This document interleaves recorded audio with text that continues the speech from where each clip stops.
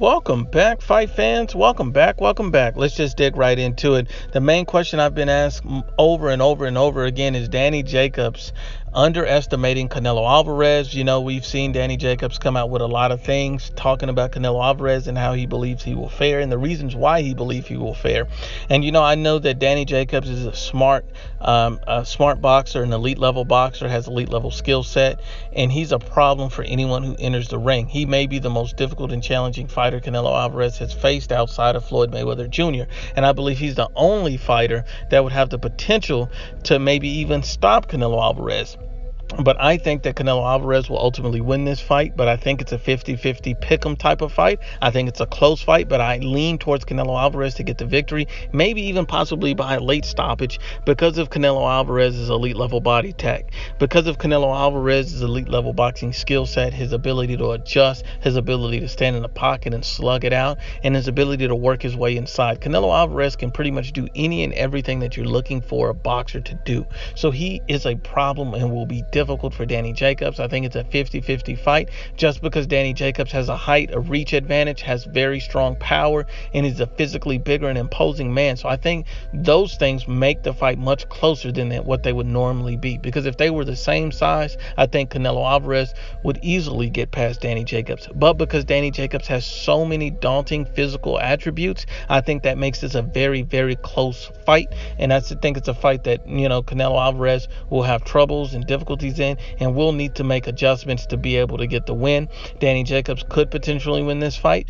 I would never write him off. I think he's a hell of an opponent. I think he's very tough, and I think a lot of people overlook his skill set and overlook him. I don't think people give him credit. I don't think people realize that Danny Jacobs could beat Canelo Alvarez. I don't think it's likely, but I think it's a very, very razor thin margin type of a fight that I have to lean towards Canelo because of certain attributes boxing wise. But Danny Jacobs is an elite level boxer, very strong puncher, and he's going to be a problem for Canelo. But is he underestimating Canelo is the key. And if I look at some of the comments that he's made, he came out and stated that if he fought Canelo Alvarez at 168 pounds, it's a slaughter.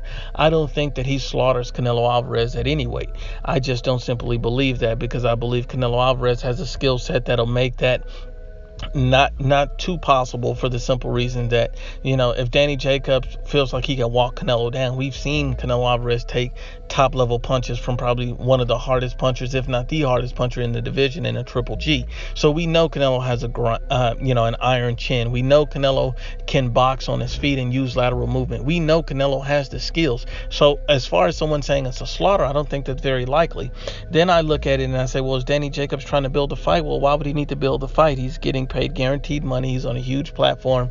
The fight is what it is. It's going to get huge views.